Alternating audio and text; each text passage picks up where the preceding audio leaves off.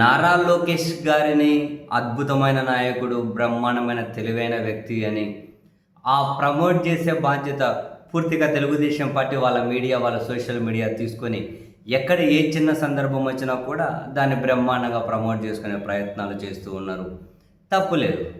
Telugu Desam party further నాయకుడిగా ఆయనను promote చేసుకోవడంలో ఏమీ అంటే వింత కానీ, ఆశ్చర్యం కానీ, తప్పు కానీ ఏమీ ఉండదు. కానీ ఆ విధంగా ప్రమోట్ చేసుకునే క్రమంలో వీళ్ళ విపరీతమైనటువంటి పిఆర్ స్టంట్స్ జనానికి నవ్వు తెప్పించకపోగా వీళ్ళు ఏ పర్పస్ కోసం లోకేష్ని ప్రమోట్ చేద్దాం అనుకుంటున్నారో అది ప్రమోషన్ కాదు, మరింత డిమోషన్ అవుతూ ఉన్నారు. సీరియస్లీ. తాజాగా ఏంటి వీళ్ళ ప్రమోషన్ కోసం వాడుకోబడుతున్న పేరు కేవీపీ రామచంద్రరావు గారు. అయితే మొత్తం తెలుగుదేశం పార్టీ సోషల్ మీడియా అంతా ఒకటే పోస్ట్ తిప్పుతూ ఉన్నారు.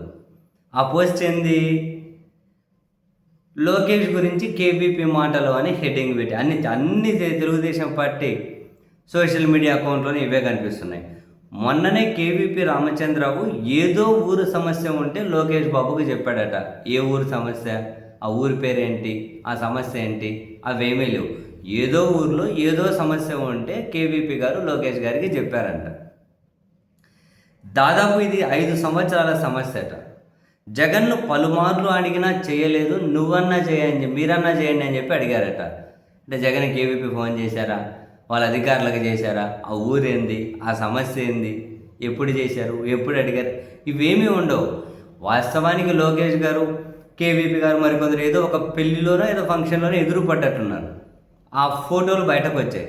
దానికి ఒక కథ అల్లేసినట్లున్నారు. ఒకవేళ నిజమైన సమస్య అయితే ఆ ఊరేంటి, ఊరి సమస్య ఏంటి, కేవీపీ గారు ఎవరిని అడిగారు, ఎప్పుడు అడిగారు, ఎట్లా అడిగారు, ఇవన్నీ ఉంటాయి కదా. అవేమీ లేదు.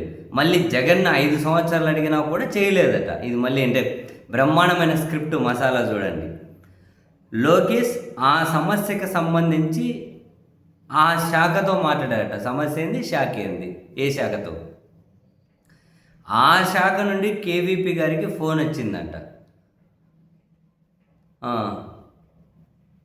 రమ్మంటారా అని కేవీపీ గారు అడిగారట. ఎందుకు? సమస్య సాల్వ్ అయిపోయింది.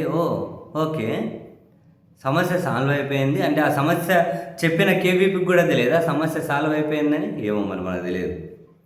రేపు మీ శాఖ నుంచి ముఖ్య కార్యదర్శి వచ్చి మీతో మాట్లాడతారని చెప్పేసరికి ఆయన నోటి నుండి మాట రాలేదట. మీ శాఖ నుంచి అంటే కేవీపీ రామచంద్రరావు ఏం శాఖ నిర్వహిస్తూ ఉన్నారు, ఆ శాఖ నుంచి ముఖ్య కార్యదర్శి వెళ్ళి కేవీపీ దగ్గరికి ఎందుకు వెళ్తారు? ఎలివేషన్ తీసుకునే క్రమంలో పాపం వీళ్ళు చూడండి ఎట్లా తయారైపోయినారు. కేవీపీకి నోటి నుంచి మాట రాలేదట. అయ్యో పాపం.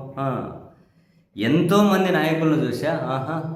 నా ప్రాణ స్నేహితుడు రాజశేఖర్, ఓకే, వైఎస్ఆర్ గారు కూడా వచ్చేసారు. నా ప్రాణ స్నేహితుడు రాజశేఖర్ రెడ్డి తర్వాత అలాంటి ప్రజల కష్టం అంటే స్పందించే నాయకుడు లోకేష్. ఓకే, ఇది ఇంకొంచెం మార్చింటే బాగుండేదేమో.